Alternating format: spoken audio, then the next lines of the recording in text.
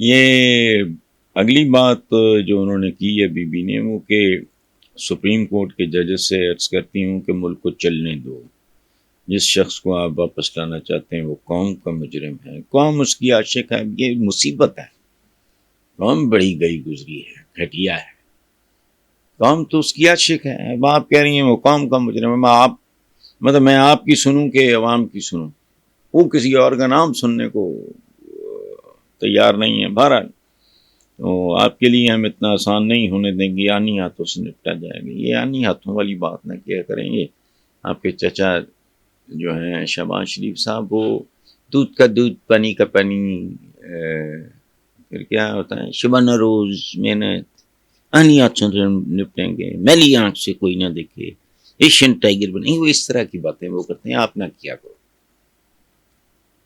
تو ایک ہارے ہوئے شخص ہیں، پھر آگے فرماتی ہیں کہ اور جماعت کے لیے آئین کو ری رائٹ کر رہے ہیں، کہا گیا تحریک انصاف میں شمولیت خدا کا واسطہ، اس سے زیادہ یہ کامنٹ کے قابل بھی نہیں ہے یہ بیان۔ آگے چلتے ہیں، اگلی بات ہے معاشی درجہ بندی کے ادارے۔ پیچ نے پیش گوئی کی ہے کہ بانی پی ٹی آئی مستقبل قریب میں زیر حراست رہیں گے، جیل میں رہیں گے، اور موجودہ حکومت 18 ماہ تک برقرار رہے گی۔ یہ انہوں نے بددعا دی ہے، فچ نے۔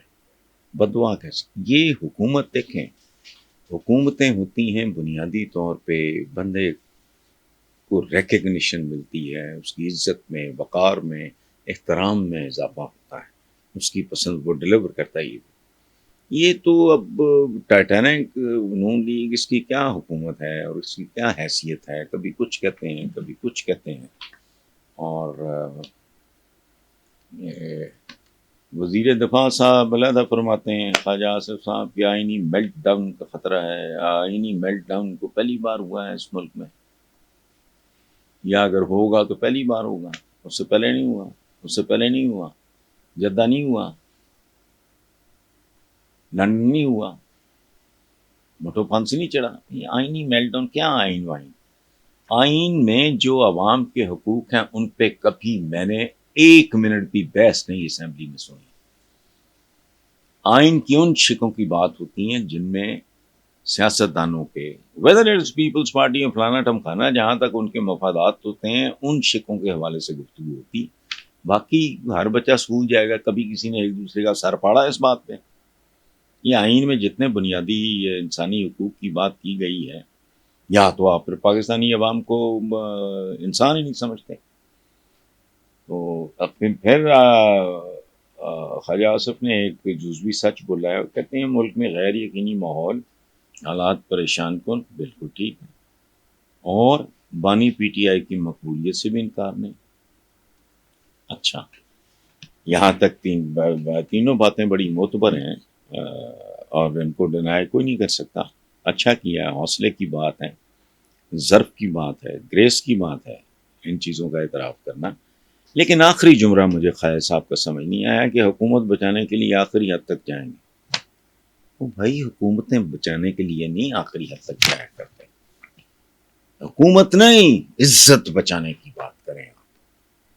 حکومت تو کبھی کسی کی نہیں رہی، سدا کہتے ہیں نا حکومت اور بادشاہ تو اللہ کی ہے، کئی آئے کئی گلے چلے گئے۔ کبھی آپ نے دیکھا ہے یا امیر تیمور کا مقبرہ؟ چنگیز خان کی قبر کا ہی نہیں پتہ۔ تو جانے دیں، یہ حکومت بچانے کے لیے، حکومت کیا ہے؟ بچا کے دکھائیں، پہلی کتنی بار بچا لیا آپ نے جو اس بار بچا لیں گے؟ نہیں بچائی جائے گی۔ اصل پرابلم یہ ہے، اچیویبل ٹارگٹ پہ کام کرنا چاہیے۔ آپ عزت بچانے کی کوشش کریں، جو شاید اب بچ بھی گئی تو کسی کام نہیں آئے گی، لیکن بہرحال آپ کوشش کریں کہ پاکستان کے سیاسی، سماجی، اقتصادی حالات میں کوئی مثبت تبدیلی مجھے تو دور دور تک دکھائی نہیں دیتی۔ ابھی میں نے مریم نواز کے حوالے سے ایک بات کی ہے کہ عمران سے جان چھڑانی ہے تو اس کو اقتدار دے دو، سال بعد دیکھو کیا ہوتا ہے۔ اس کی وجہ یہ وائبل ہی نہیں رہ گیا، اس کے لیے آپ کو بنیادی تبدیلیاں لانی پڑیں گی، وہ اس ملک میں لائے گا کوئی نہیں، اور لمبا انتظار کرنا پڑے گا۔ اس ملک میں اگر آپ بنیادی جوہری تبدیلیاں نہیں لاتے کچھ نہیں بنے گا، اور اگر بنے گا تو اس کو 50 سال لگیں گے. کل کس نے دیکھا ہے؟ تو اور بیسیکلی یہ حکومت جس کو بچانے کی باتیں کر رہی، یہ حکومت نہیں ہے، یہ فارم 47 ہے، یا یہ کیا کہتے ہیں اس کو، ایک ارینجمنٹ ہے، بندوبست. اس سے زیادہ اس کو حکومت کہنا تو آئی ڈونٹ نو.